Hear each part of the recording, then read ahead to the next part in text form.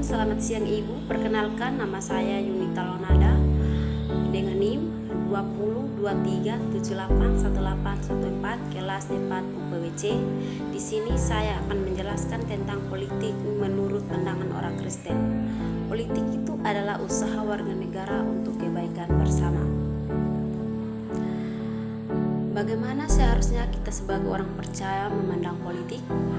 Jika ada sebuah topik yang bisa memicu perdebatan spontan ataupun perbedaan pendapat bahkan di antara sesama orang percaya, itu adalah diskusi mengenai politik. Sebagai pengikut Kristus, bagaimana seharusnya sikap dan keterlibatan kita dalam ranah politik? Ada sebuah pendapat bahwa agama dan politik tidak bisa menyatu.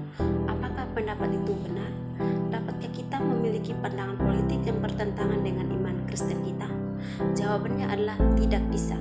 Alkitab menyatakan dua kebenaran mengenai sikap kita terhadap politik dan pemerintahan. Kebenaran yang pertama adalah kehendak Allah meliputi dan mengambil alih setiap aspek dalam kehidupan kita. Kehendak Dialah yang harus diutamakan di atas segala sesuatu dan semua orang, yang terdapat dalam Matius 6 ayat 33. Rencana dan tujuan Allah itu pasti dan kehendaknya tidak bisa diganggu-gugat. Apapun yang Allah rencanakan, Dia akan melaksanakannya.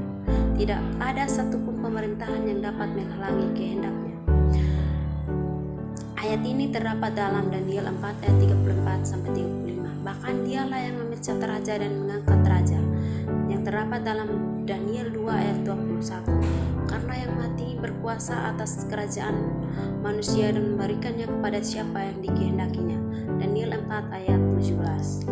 Pemahaman yang benar terhadap kebenaran ini akan membantu kita untuk melihat bahwa politik hanyalah sebuah cara yang Allah gunakan untuk menggenapi kehendaknya.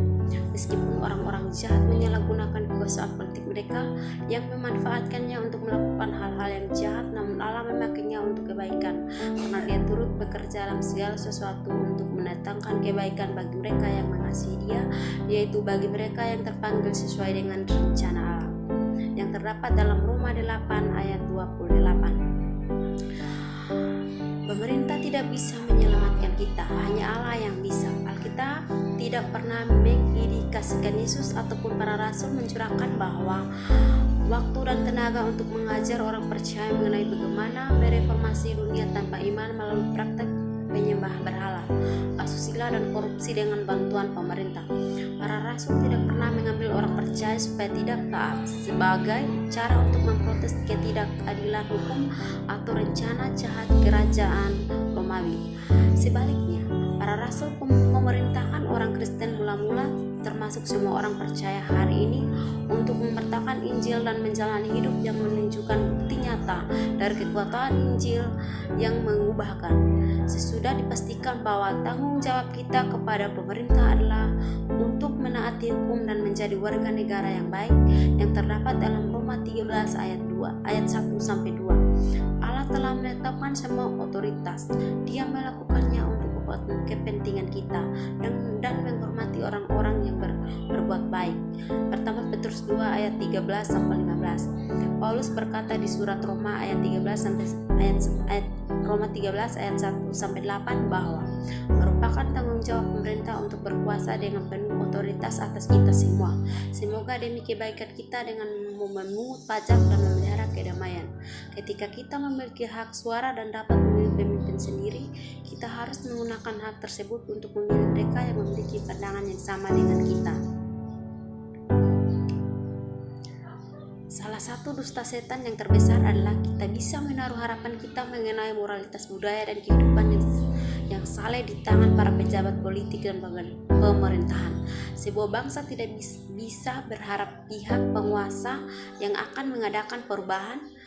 Gereja melakukan kesalahan jika mengira para politikus yang bertugas untuk membela, mendahulukan dan menjaga kebenaran Alkitab dan nilai-nilai kekristenan. Tujuan Allah yang unik terhadap gereja tidak berada di tangan kebijakan politik. Alkitab tidak pernah menyatakan bahwa kita harus mencurahkan energi, waktu dan uang kita dalam urusan pemerintahan. Misi kita bukan untuk mengubah bangsa melalui reformasi politik, namun untuk mengubah hati orang lain melalui firman Allah. Ketika orang percaya memiliki pemikiran bahwa penginjilan dan pemburi dan terkait dengan kebijakan pemerintah, mereka merusak misi gereja itu sendiri. Para pelaku politik selamat dunia. Keselamatan bagi seluruh manusia telah diwujudkan melalui Yesus Kristus. Allah mengetahui bahwa dunia ini memerlukan keselamatan jauh sebelum ditemukannya sistem pemerintahan. Dia menunjukkan kepada dunia bahwa tidak bisa dilakukan oleh kekuatan manusia, baik melalui kekuatan ekonomi, kekuatan militer, ataupun kekuatan politik. Damai sejahtera, kekuasaan, harapan, dan keselamatan umat manusia dapat digenapi melalui karya iman, kasih dan karunia Yesus Kristus. Politik dalam perjanjian lama seperti ayunan antara melaksanakan kehendak Allah dan penguasaan manusia, dan sedikit sulit untuk merumuskan dengan tepat keadilan dan kebenaran menurut kehendak Allah.